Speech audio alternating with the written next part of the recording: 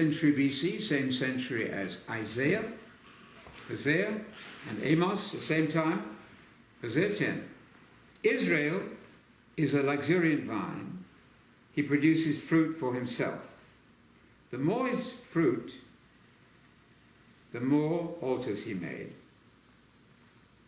The richer his land, the better he made the sacred pillars. Verse 2. Their heart is faithless, now they must bear their guilt. The Lord will break down their altars and destroy their sacred pillars. Now the Israelites say, we have no king, we do not honor Yahweh, and his king cannot do anything to us. They spout empty words and make promises that they don't intend to keep. So perverted justice springs up among them like poisonous weeds in a farmer's field. Verse 5, the inhabitants of Samaria, that's the northern kingdom, the 10 tribes, will fear for the calf of Beth-aven. Indeed, its people will mourn for it, and its idolatrous priests will cry out over it, over its glory, since that glory has departed from it. Verse 6. The thing itself will be carried to Assyria as tribute to King Jerob. Ephraim will be seized with shame, and Israel will be ashamed of its own counsel. Verse 7. Samaria's false god will be destroyed. It will be like a piece of wood floating away on the water's surface. And the pagan shrines of Avon, the place of Israel's sin, will crumble. Thorns and thistles will grow up around them. They will beg the mountains to bury them and the hills to fall on them. Verse 9, from the days of Gibeah you have sinned, O Israel. There they stand. Will not the battle against the sons of iniquity overtake them in Gibeah? When it is my desire, I will chastise them, and the peoples will be gathered against them when they are bound for their double guilt. Okay, let's pause there. You get the picture. Israel then is operating under God's normal operating procedure. God has this method. He looks at nations, at peoples, and he chastises them with a view to correcting them.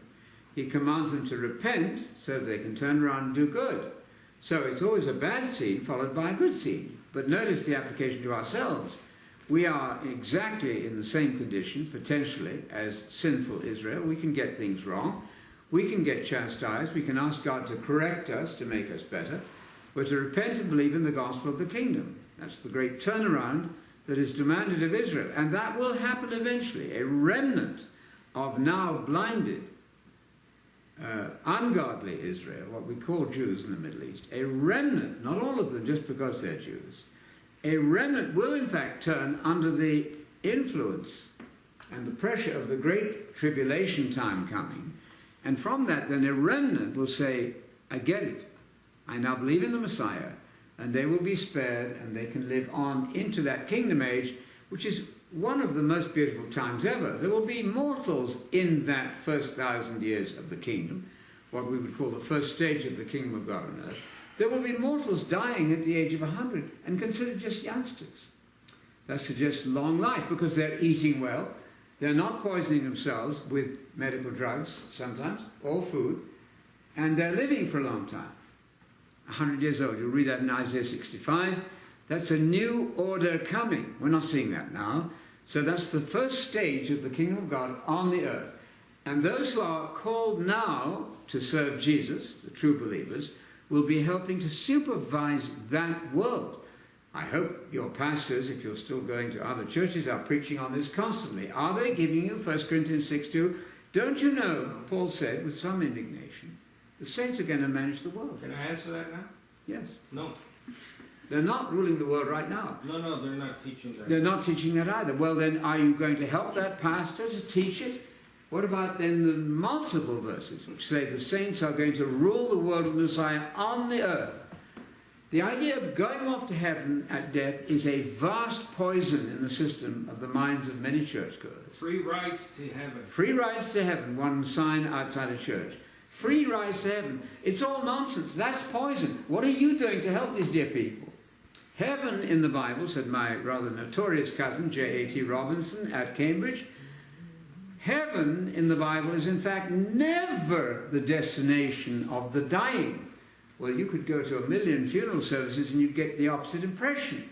That's got to be corrected. These people have been lied to. What are we doing to make sure they actually believe the truth? Okay, what else in this passage here? Luxuriant vine. There are so many images from gardening, aren't there? My wife is a master gardener. I know little about gardening, but I know a little bit about pulling up weeds and sowing seeds for beans. And I see this miracle. The rain makes them grow. During the night, they seem to get bigger. I didn't do anything about that. That's marvelous. I'm glad about the gardening phenomenon we see around us. But I know about weeds, and Israel should be a luxuriant vine. Vine is the symbol of Israel, of the good people of God. However, their fruit has been put to bad use. Their heart is faithless, in verse 2. Now they must bear their guilt, and we do. Until we repent, we bear the guilt. The Lord will break down their altars, their fake altars. Now, as you look around, then, wherever you're living, you might wonder, what then is the source of the local church building, and so on? Are they really teaching the truth? Or is this a strange combination of falsehood and truth mixed up together? A great hodgepodge of Greek philosophy and Gnosticism and so on. What else we got here? Verse 3. They will say, we have no king, but the king couldn't do anything for us anyway. Verse 3. As for the king, what can he do for us? They're despising the king. They don't have a king at this point in the story. But anyway, the king wouldn't be any good for us. They're speaking mere words in verse 4. Worthless oaths. They make covenants. False alliances. False promises. Teaming up with other people. Falsely, so to speak. That will come to a climax when Israel finally makes a covenant with the Antichrist. That's quite clear. They will make a covenant for one period of 7 years. That's in the 77's prophecy. And in the middle of that 7 years, everything will turn bad. Because the Antichrist will have a parousia, a pseudo-second coming. And people will say, this is wonderful, now he can solve all our problems. Guess what? They link up with the Antichrist only for it all to go bad 3.5 years later. So all of these principles then apply to the whole of God's great scheme. Their heart is faithless. So they're going to have to bear their guilt in verse 2. The Lord's going to break down their pagan altars, destroy their sacred pillars, their religious buildings. Then they'll say, we've no king, but anyway, what could the king do for us? Verse 4, they're speaking mere words. Worthless oaths, they make covenants. They're not reliable, they're dishonest. This is a very dangerous weakness then. Didn't Jesus say, in vain they worship? Teaching for teachings in church, mere traditions. The great F.F. Bruce wrote to me in correspondence many years ago. He said, F.F. Bruce said, many people claim to be sola scriptura, that's to say we believe in the Bible, strictly the Bible only, but they don't realize, the great F.F. Bruce said, that they're believing in a traditional understanding of the Bible, just as much tradition, but they're claiming to be biblical. In fact, what they believe is not biblical at all. And that's vain worship. Very dangerous. Oh, the other text, of course, from Jeremiah, I'll just refer to it, says, the prophets, the preachers are preaching a vision of their own imagination. They made it up. But they're speaking as if it's from God, and it's not. All of that is going to be punished. It's going to crumble. It's going to fall. So the art of true spirituality is to get the truth right now, lest we get punished for speaking lies. Anything out there of interest from our commentaries? No? Everybody's silent now. Well, the commentaries, when we get to verse 10. Yes, please. Have we gotten to verse 10? Well, it's fine. It's within the section we read. Mm-hmm. Yeah, so it's interesting because I have here in this translation, it says, he will gather nations together to attack them. Yes. It's interesting because, so this situation you can apply to then, right? Yes. To the Assyrian, Babylonian, even way back Egyptian. Cool. All the stuff, all the idolatry the nation kept falling into. And so, but then we also applied that text, right? It sounds very much like end times situation, right? Of course it does. Jesus saying that Jerusalem will be besieged, and And then the whole thing about God will bring nations against them to chastise them too. Exactly. So I'm just looking at God's long memory here. Yes. The long memory of all the iniquities they did thousands and thousands of years before. Mm-hmm.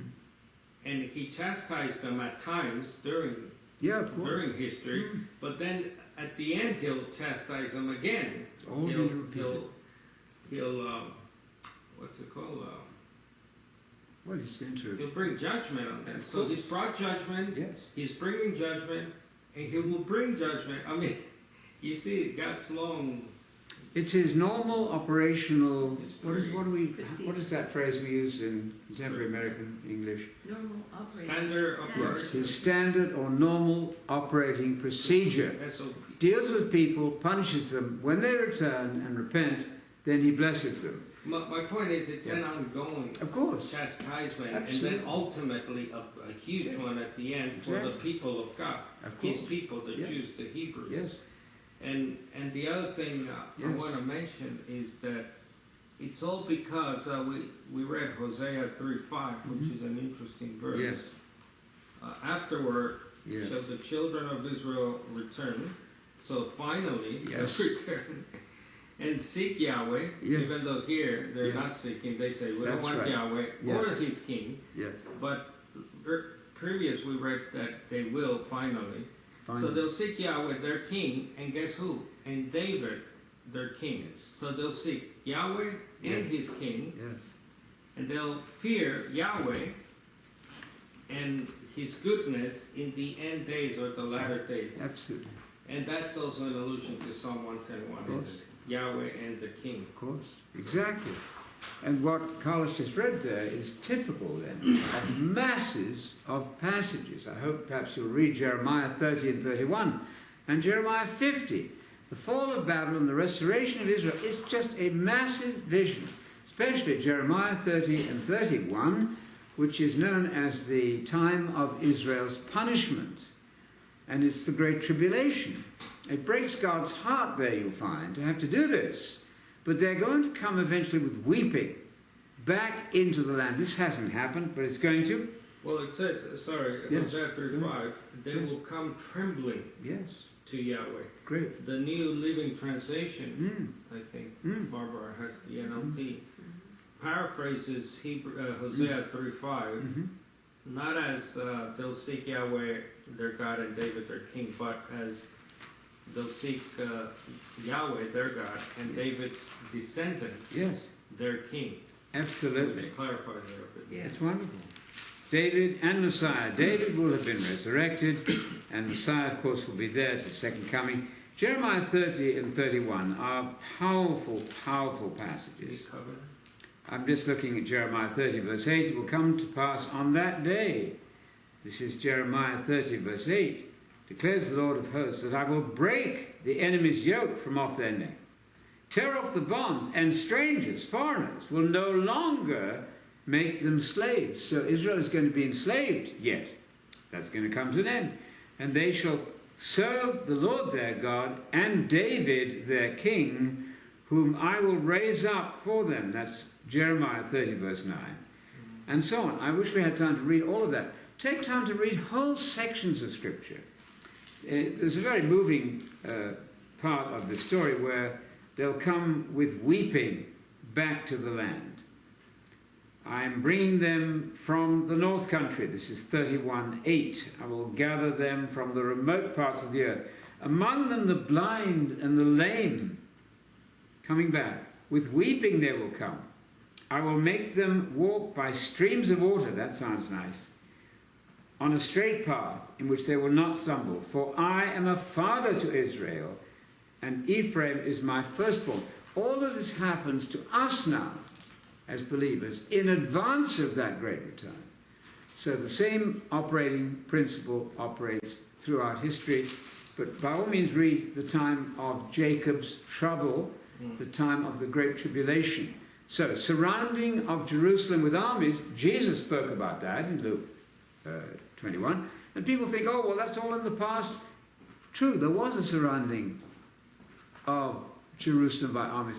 However, if the people today read the book of Zechariah, 14 chapters of it, and if you read the book of Zechariah, the whole thing in one sitting, especially the last chapters, chapter 9 through 14, it's all about the surrounding of Jerusalem by armies, and it's all about if nations will refuse to keep the one festival, not all the festivals, but the Festival of Tabernacles. If Egypt, for example, says, I'm not going to go up to Jerusalem to keep the Feast of Tabernacles, what is God going to do? No rain. No rain. As the same principle working, he's going to punish them until they say, my goodness, we better do it. And then it says, every nation that refuses to keep the annual fall festival of tabernacles will have no rain. Marvelous, the book of Zechariah. His feet will stand in that day, Messiah's feet, because all the God texts of the Old Testament become second coming Jesus texts in the New. His feet will stand on the Mount of Olives. And there's going to be a massive earthquake on the Mount of Olives. It's going to move north and south. And people are going to flee in the valley that's created by an earthquake. Then there will be a single day, which is a single day in which it's going to be light in the evening. Suddenly, instead of the sun setting and getting dark, as a symbol of the dawn of the new age, there'll be an evening where it's still light. A single day. One day, echad, one day. All of that should be known well to the children who are listening, by the way. This should be part of what they have taken in as their favorite and most beloved stories, the story of God's plan. That's why it's good to look at it in a way of the chastisement. Yes. It's sort of, it's across the board. If you look Absolutely. at it, it's not that it happened and that's it. No. He got judged. He's judging, and he Will will judge. continue to judge. Yes. And the thing about the Yahweh and the King, Yes. the point we're making, I think you are too, with the Jeremiah 30 and 31 verses connected to Hosea 3:5, Yes, yes. is the fact that the king, the human king, is intimately connected with the deity, with God. Absolutely. Of course. Yes. In all these texts. So, and that takes me to a text like 1 Chronicles 29:20, where it says, Then David said to all the assembly, Now bless Yahweh your God. All the assembly bless Yahweh, the God of their fathers, and worship Yahweh and the king. Yes. So the king and Yahweh are always together, almost on an equal footing. Yeah. In terms of our perspective, in terms of our view of them, but obviously God is God. Yes. But that's the interesting thing here, that the prophetic word has Yahweh and this king, this human king all the time on that level. And that's what Adam was supposed to be. This is the fulfillment then of the failure. The ultimate success of what was the failure of Adam was supposed to be God's vice-regent, controlling the earth for God. He failed. Jesus comes along and says, I'll show you what that really should have been like. And he models then what the true Adam should be. We're supposed to be following that model. And you'll want to do Micah 5 often with your friends, because Micah 5:5 says, the Messiah will be our peace. He'll produce peace when the Assyrian invades our land. When the Assyrian invades our land. Well, when did that ever happen? When did the Messiah defeat the Assyrian? I'm reading Micah 5:5.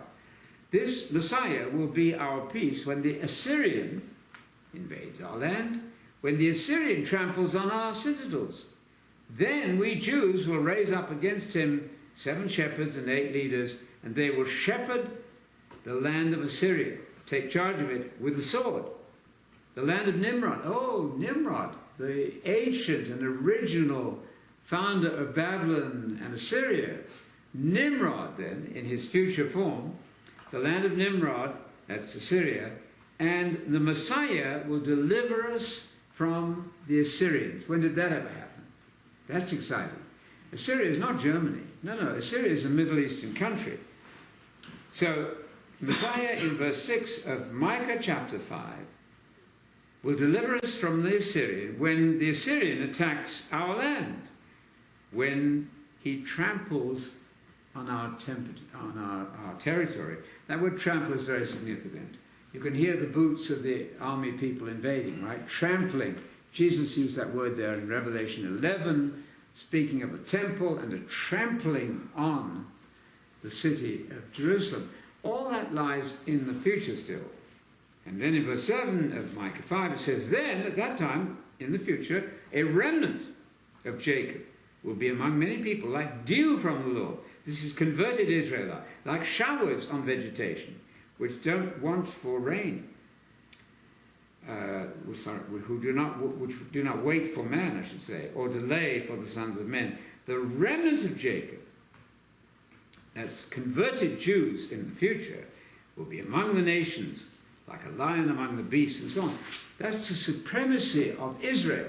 And you, of course, are the Israel of God right now. The international church is the true circumcision, the Israel of the Spirit. All of this is going to be true of you at a higher level, because you will be immortalized in the kingdom as representing God and ruling the world along with Jesus. 1 Corinthians 6, verse 2, don't you know, Paul says, in a state of some impatience with their ignorance, that the saints are going to manage, fix the world. That's a supremely important truth.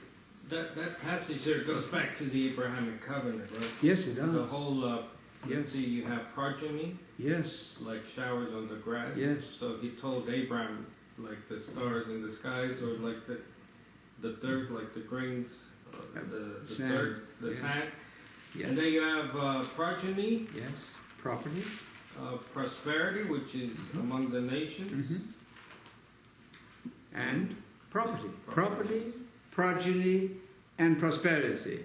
All of that comes in the Abrahamic covenant, which of course is the gospel, as Paul said in Galatians 3 verse 8. Galatians 3:8. The gospel was preached ahead of time, Paul said, to Abraham. It's the Abrahamic covenant. And to be an Abrahamic person, one is going to be blessed, but one is to be a blessing, please note. The blessing that is given to us is to be for the benefit of other people. Like to the nations. And you know, one of the things I was thinking through the week, I told my wife.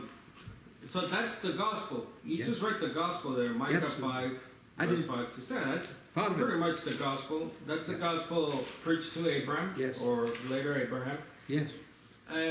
And that's also what now we have appropriated to the church as the Christian hope. Of course. Okay?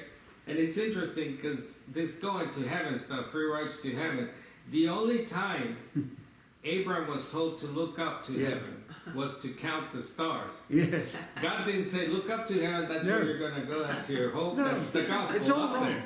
Isn't that interesting? That's of course, it's fascinating. He said, look east, west, north, and south. Don't look up in the sky. Because the whole land that you see there, in the 4 points of geographical points, that's what you inherit. So all of you out there have a big job to convince your local pastors, churches, and friends that much of what they're hearing in church is simply false. It not was, doing them good. And it's more emphatic than that. Yeah. He told them to walk. Yes. He said, walk in it. Walk it. And that's what people used to do back in, I don't know if they do it now, to mark their territory. Right. You know, the farmers or whoever, when they get out a land, I saw a movie called Giant. James Dean did this. Yeah. He walked the land, measuring its length and breadth. The land promise. So the only time he's told to look up is to count the stars as a symbol of the progeny part of the progeny property. Prosperity. 3 P's. Prosperity, progeny, and property. I've got an article there at our site called The Promise to Abraham that he would be heir of the world. Romans 4:13. Romans 4:13. Not that he'll go to heaven. Exactly. Nothing about going to heaven. The heaven idea needs to go. Stop talking about people passing away. Change the language and you'll change your thinking. Talk about them dying or falling asleep in death. The moment you talk about passing away, you're aiding and abetting your friends to believe in the immortal soul which goes to heaven. So don't do it. Fill the air with truth. So-and-so has died, passed away. The secular news does that better than the church, by the way. That's interesting, isn't it? They speak more like the Bible. People die, they fall asleep in death. They don't pass away, which is vague enough to be not clear. And we don't want vagueness, we want clarity. So why not just change your language there and speak about people dying and being raised at the second coming? That sounds much better. Yes. Just some comments here. Truth is a matter of life and death. Yes. Disho. Absolutely. Eliyahu. That Bible, Hosea 3:5, seek the Lord their God and their Davidic king. Yes. And Yes. Celestine, Yes. well, I'll look that later. Corey says, interesting passage in Galatians about the preaching of the gospel to Abraham Yes. earlier. I don't see a gospel, quote unquote, of the Messiah dying for your sins in those Genesis verses. Well, of course, Isaac, the death of Isaac is a type, a It's a type. foreshadowing. And then you get it massively in Isaiah 53. So it's there if you look for the types and the shadows. But he's promised the three P's. He's not promised the death and resurrection of a Messiah. So that's... and there's a question, who is the modern day Assyrian? Well, it's what I'm asking all of our good reporters out there to report on. I don't know. I have no idea. It suggests a Middle Eastern country. See, the falsehood was to say that Rome is the fourth kingdom. No. Rome is not mentioned expressly in the Bible, except possibly as Kittim, Chittim, on the west. Rome is the west. The king of the north is the Assyrian. That's Zephaniah chapter 1:13. Zephaniah, the early chapter, speaks of the Assyrian as the king of the north. That's the final bad guy in Daniel 11. You see, without Daniel and Revelation, you haven't got the framework of Jesus' mind. If you haven't got the 490 years straight, you haven't got the framework of the whole story. You're not getting the story. And people say, well, I don't do prophecy. I just do Christian living. Well, that's to say I don't do Jesus then. Jesus was full of the prophets. The book of Revelation, which is 22 chapters of Jesus, I repeat, 22 chapters of Jesus, is full of Old Testament allusions, probably 450 allusions to the various prophets, particularly Zechariah, massively Isaiah. So if you say, I don't do prophecy, I don't like the book of Revelation, you're saying, I don't like the prophets. Well, pretty soon you've lost the Bible. And so it's then reduced to, well, I've accepted Jesus, meaning I believe he died for my sins. That's certainly true. But to accept Jesus, you must accept all of his teachings, including 22 chapters of Revelation, which is only a mass of allusions, references, quotations, citations from the prophets of Israel, whom Jesus loved. Oh, well, that's Old Testament, people say. It happened to be the Bible that Jesus worked out of. So, you see, there's a great danger that we can become Christian, or unchristian rather, or claiming to be Christian. How much is required? We should meditate in the whole Word of God, including the law, the prophets, and the writings. You said Zephaniah 1? I think Zephaniah 1:13, isn't it? I'm not right, sorry. I don't see a... 2:13, let's try that one. Zephaniah, you can find the book. First find the book. First find the book. It's right there at the front of the book, early on. 2:13, am I right? No? Yeah. Okay, you got it. 13. What's it say? 2:13. Read that, Sarah, Stretch out please. his hand against the north and destroy Assyria, and he will make Nineveh a desolation, parched like the wilderness. Who's he? God, Yahweh. Oh, I thought you meant the Assyrian. It is. No, he will stretch out his hand Yes. and destroy against the Assyria. north. Destroy. That's the King of the North is Assyrian Syrian, of course. That's where Nimrod started. That's what Micah says. We're all going back, in a sense, to Nimrod. Then, of course, you can do Zechariah chapter 5, which speaks of a commercial unit being taken to Babylon. It sounds like a commercial venture. Long ago, Henry Alford pointed out in Revelation that Rome was never a commercial deal. The Babylon that gets destroyed is some sort of Middle Eastern commercial venture, it sounds like. Oil-rich area, isn't it? And when it is destroyed, as it will be, the merchants are going to be weeping because all of their cash is gone. So Babylon, I think, still has to rise in its fullest form, and that's connected with Assyria, punishment of Israel, and eventually all that has changed. Then you come to the glorious future in Isaiah 19, which is to be used often. Isaiah 19 speaks of Israel, my people. Speaks of Egypt, my people.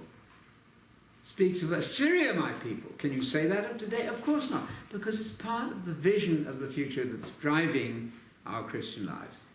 Is it fair to say that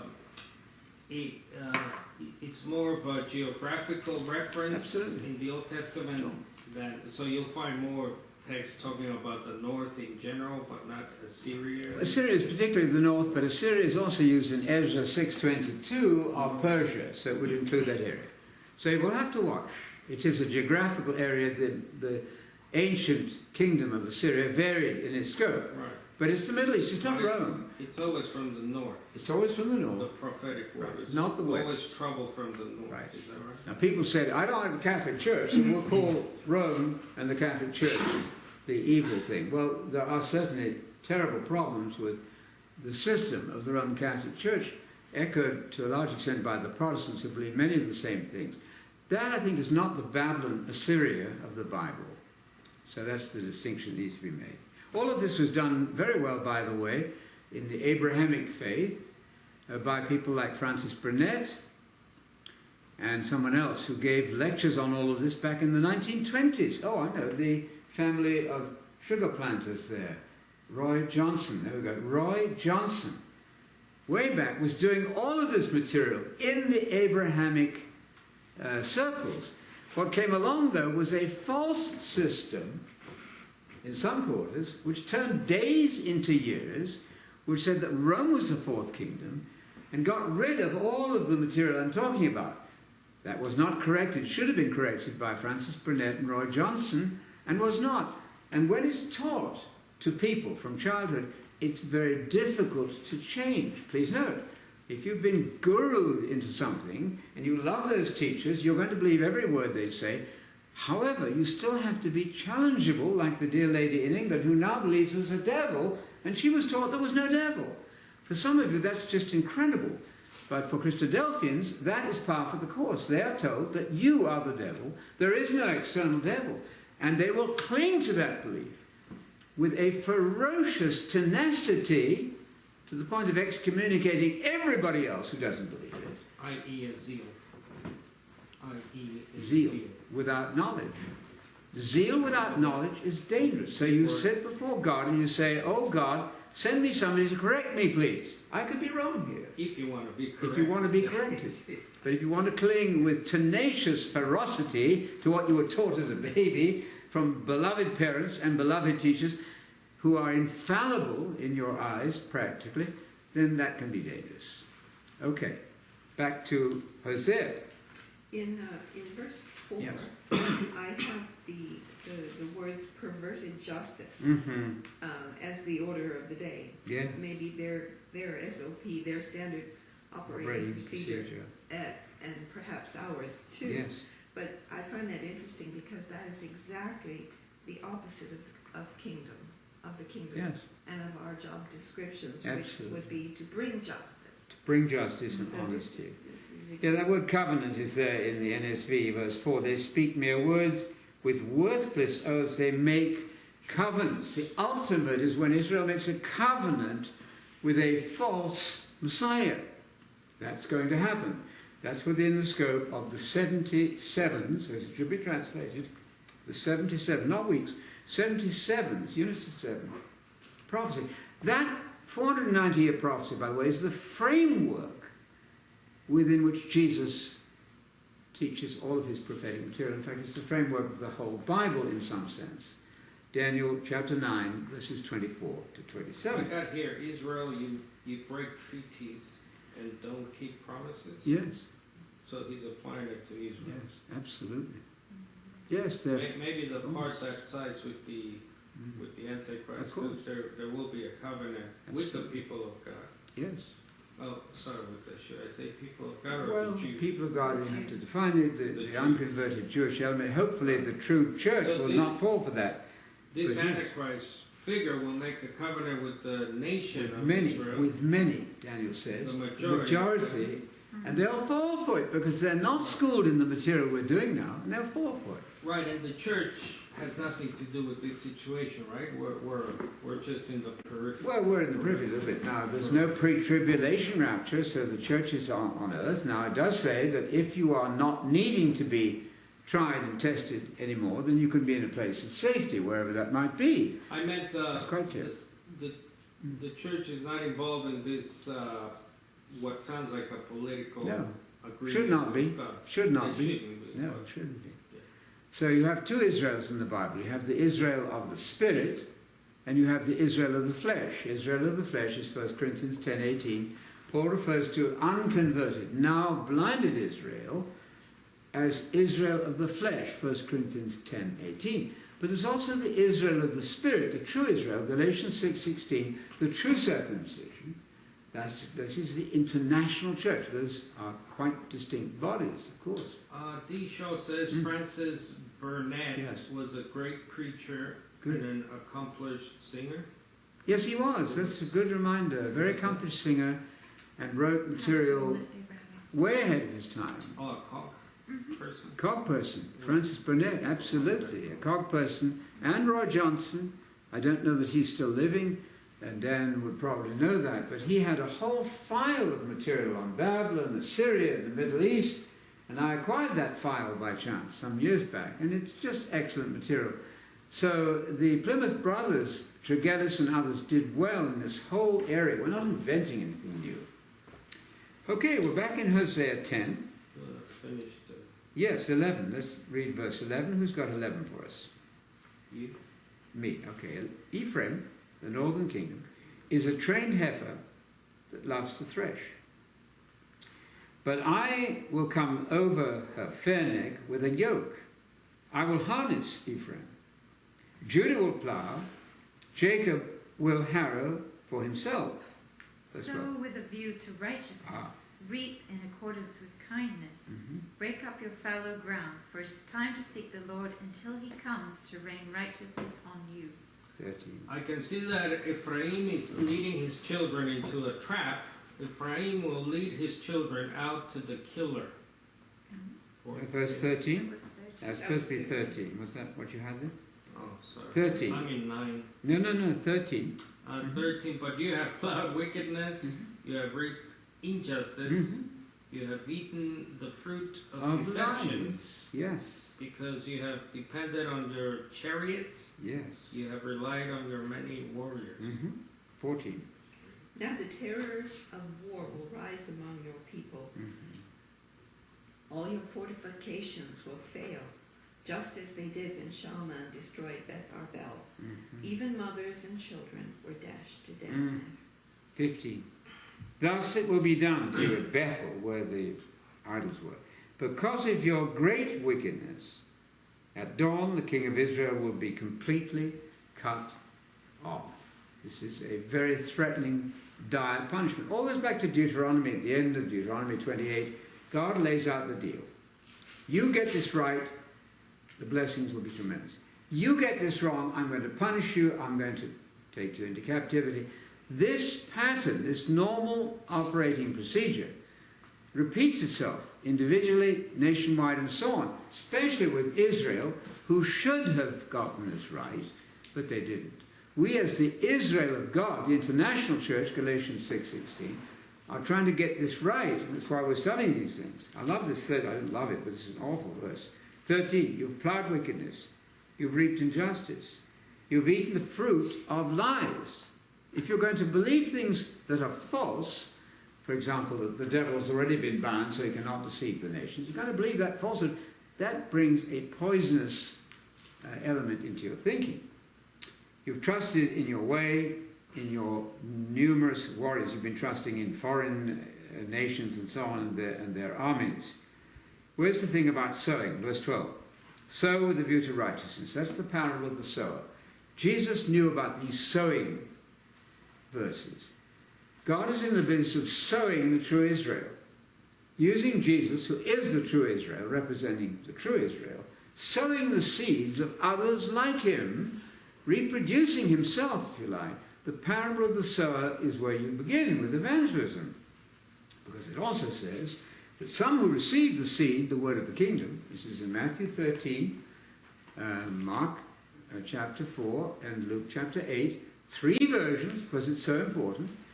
And some of the seed does well for a while and then falls away. So the idea of once saved, always saved, is a grand falsehood, very dangerous. You cannot win the gold medal the moment the gun goes off. Nobody would go to the Olympic Games to watch that, I think. So, not once saved, always saved. You've got to endure to the end. So there are classes of people on whom the word of the kingdom is sown. Some of them fade out after a while. They don't get saved. Let's make this even tougher. In Matthew 25, you'll find that talents are allotted to people in Matthew 25. And the ones who develop their talents, Jesus says to them, well done, you did awfully well. He comes back after a long while, incidentally, there. After a long while he returns, and he praises those who've used their talents effectively. What does he do with the Christian who's done nothing with his talent? He doesn't get saved.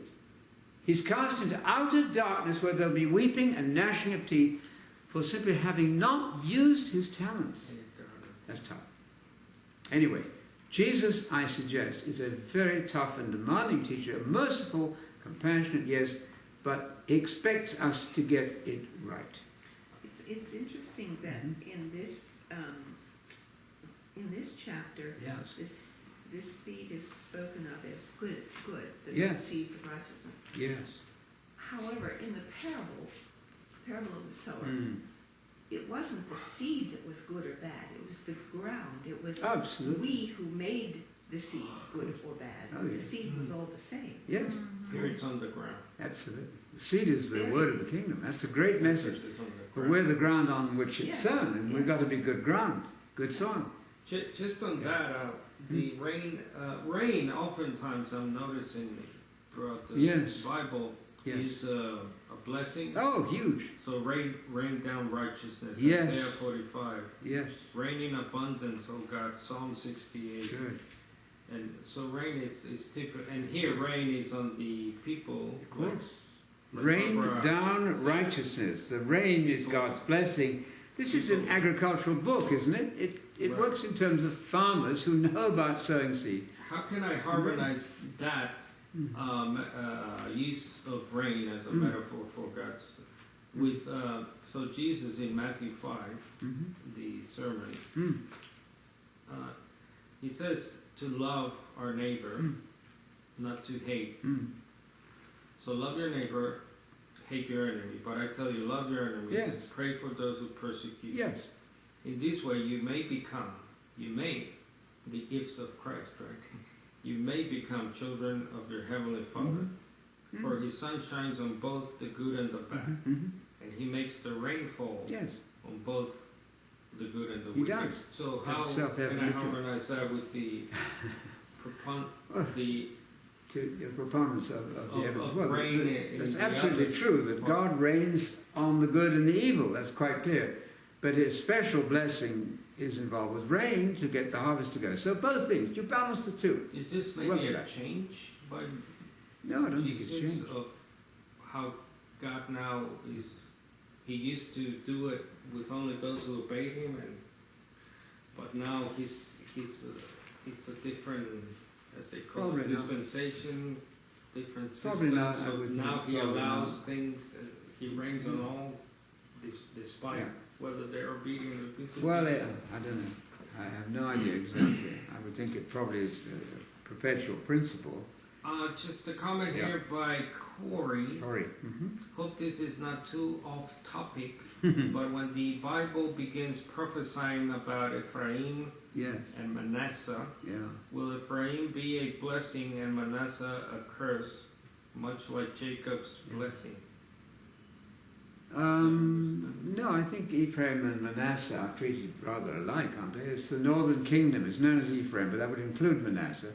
The northern tribes, the 10, I don't see in the prophecies any distinction there. Now, where are they today? I don't think they are. The queen is not sitting, as I understand it, on the throne of David. However, it's quite entirely possible that the 10 tribes are in the west. That's entirely possible. So that's why it would have a good application to us today. But yes, one child was said to be the firstborn. That's right.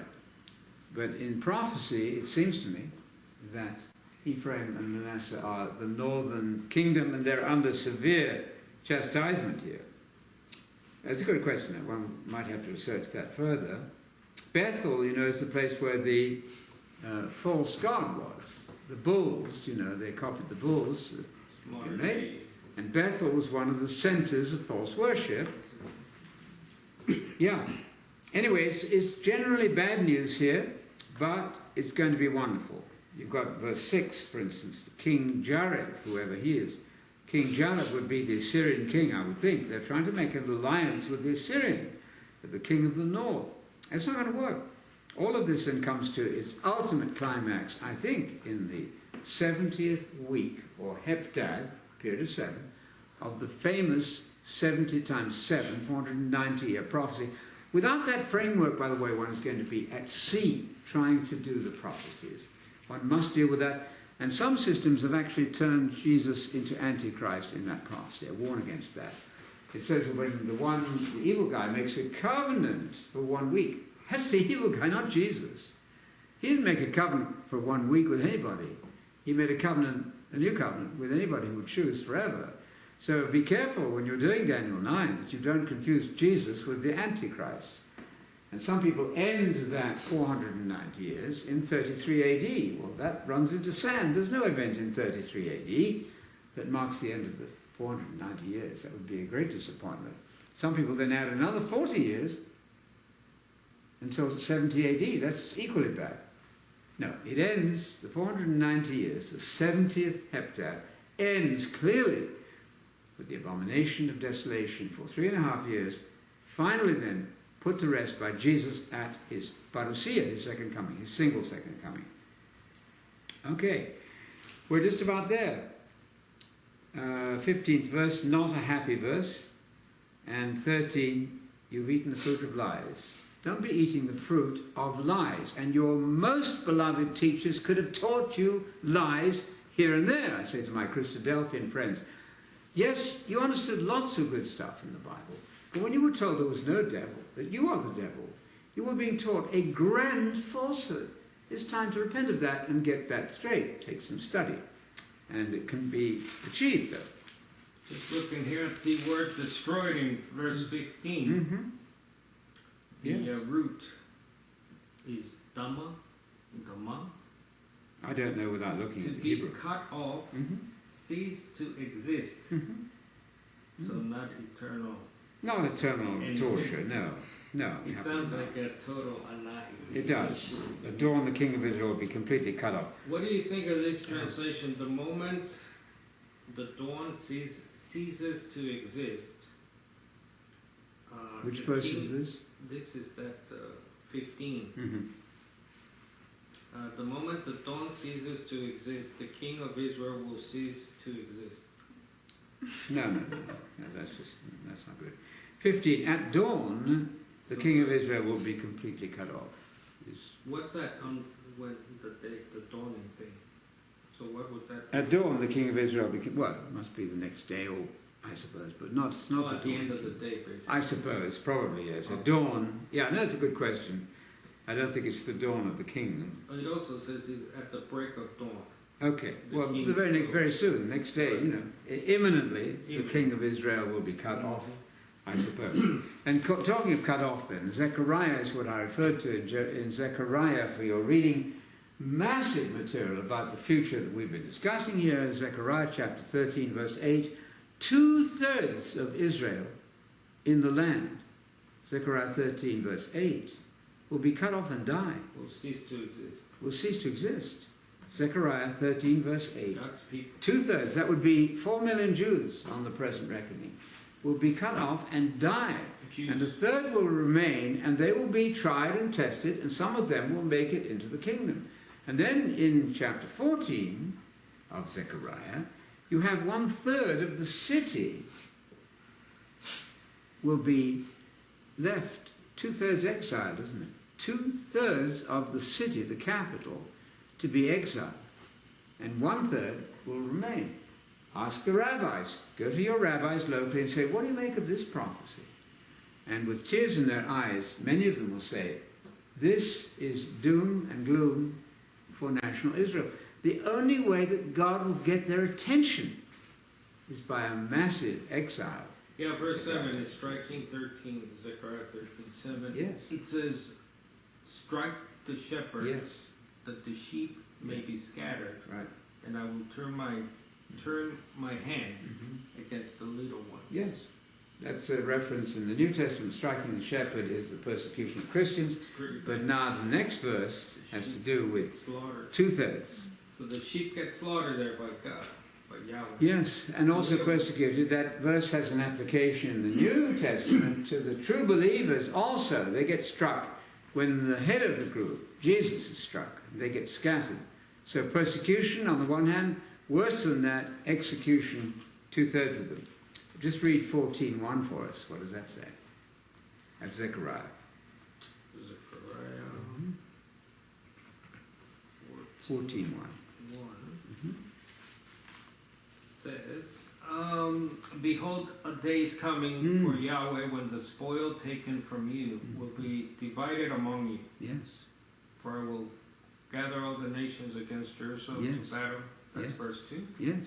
And the city will be captured, the houses plundered, Yes. the women ravished, Yes. and half of the city exiled. I said a third. I should have said 1/2 of the city exiled. Yes. But the rest of the people will not be cut off from the city. Right. Clear? That's coming. Now, that's not what your Jehovah's Witness friends at the door will tell you. That's not a prophecy of Jehovah's Witnesses being persecuted the early part of the century.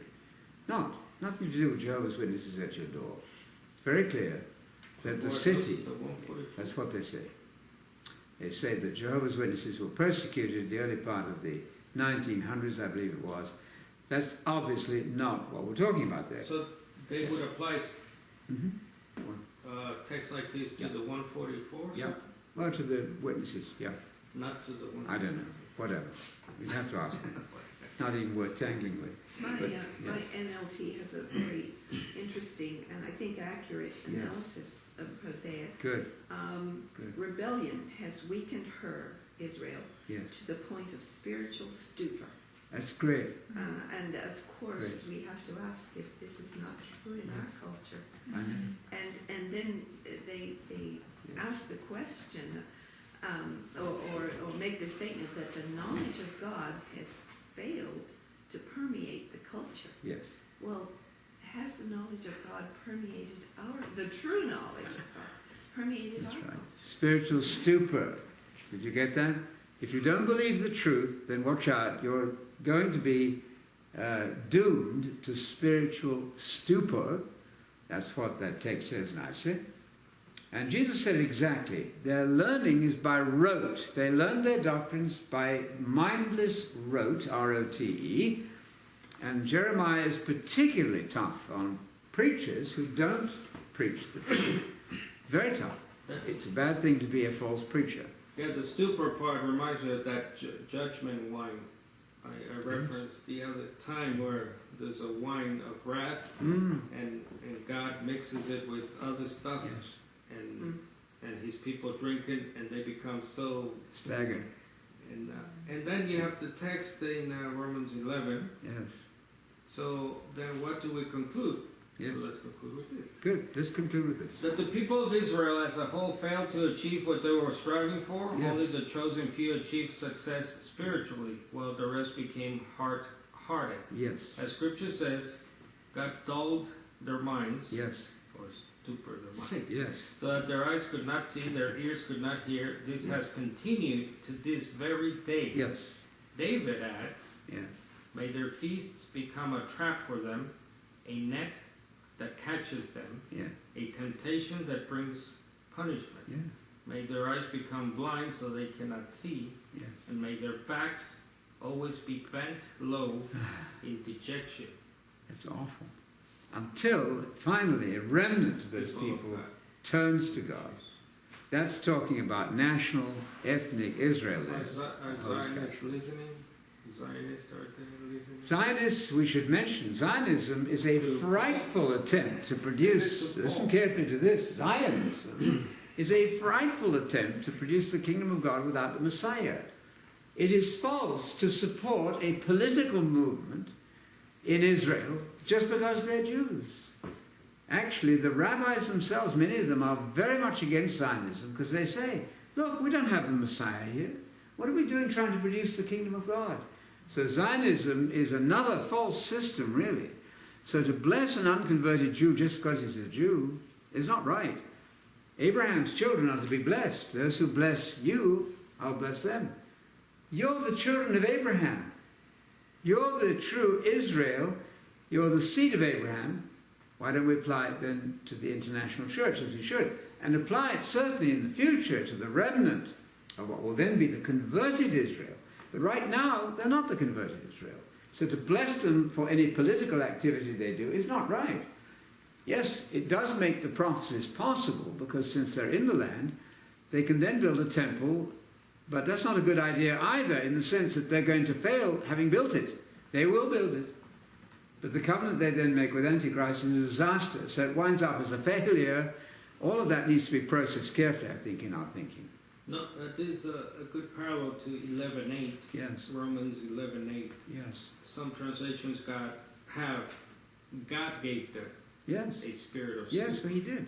The good connection is Of course. 2 Thessalonians Absolutely. 2:10. Yes, read that one for us, please. Perfectly good. 2 Thessalonians 2:10 says what? Very powerful text to end on here. So the subject is God, right? Of course. God is giving Of course. a very bad thing. 2 Thessalonians 2:10 says what? Because they did not receive Sir. a love of the truth. What have we got there? Have we got that one? With all the deception of wickedness for Yes. those who perish, Yes. because they did not receive the love of the truth so as to be saved. Therefore, next verse.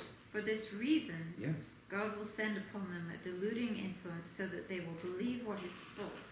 Got it? God will send upon them a deluding influence, a spiritual stupor, should we say a spiritual dementia, actually. So that They lose their minds. Why? Because they did not receive a passion for truth in order to be saved. This verse needs to be preached, as I said, humorously to the students, about 4 or 5 times every Sunday until people get this into their bloodstream. Well, note your paraphrase, so that they put their faith Yes. in the lie. Yes. You don't want to believe lies. Oh, people say, well, lies only apply to Christian living, if I'm a good person. No. They apply equally to theological, that awful word. Truths about God, truths about his plan are equally subject to treatment as lies or truth, hopefully truth. So that's a marvelous verse to end our session today. 2 Thessalonians 2, verse 10. God will send upon us, on anybody who refuses truth, a stupor, a blinding influence, so we wind up believing what is false. That's a terrible doom, a terrible, terrible threat. Great verse, thank you for that one. And how do you even know if you're... Yeah. I mean, at that stage, when there's a persuasive delusion, how do you even know? Well, you're suffering from the penalty of not having loved the truth. You don't get this till you fail to love the truth. Because you say, I'm not interested in the truth. All right, I'll show you what it's like to be deceived, God says. Then he blows the ill winds of deception at you because you did not receive a passion for truth. It doesn't say a passion for truth in order to be a better Christian. It says a passion for truth in order to be saved. So if you don't have a passion for truth, you're not going to be saved. That's what Paul says there. It's tough material. Okay, any other comments from out there?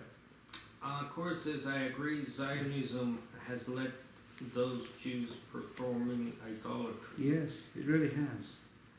And Yaku says, unfortunately, Christian Zionism is very strong in America. It is. False teaching produces ungodly behavior. Yes. Is that, who said that comment? Eliyahu. Eliyahu. We don't know who he is, but thanks for the comment. Can I ask Eliyahu? Yes. False Eliyahu. teaching produces ungodly behavior. Yes. There are a lot of godly behavior Christians out there, though, that for us are not teaching truths. So in other words, they show very good godly behavior. Yes. The ones that always come to mind are Mormons.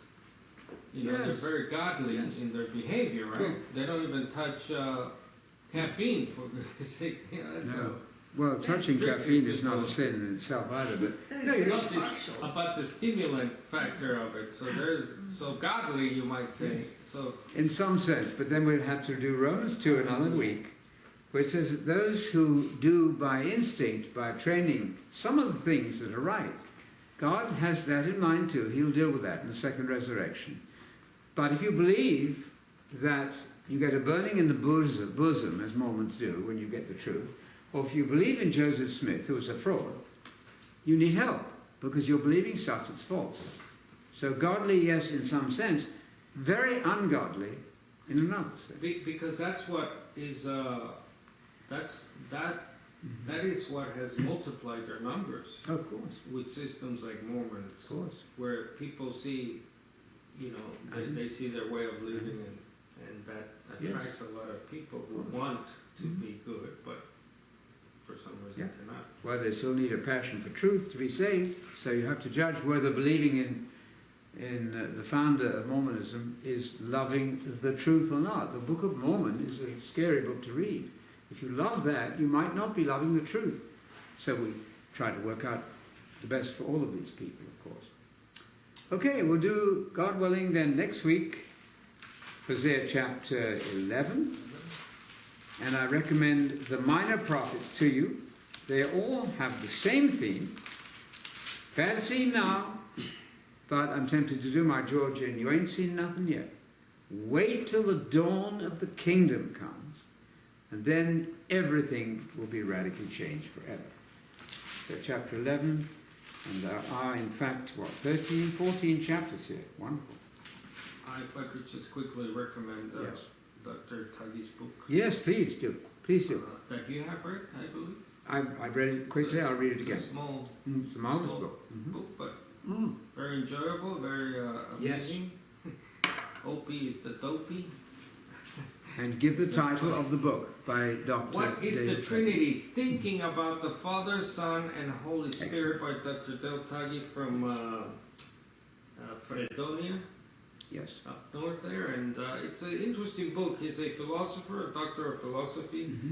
But I think he's excellent because he goes through almost all the arguments Yes.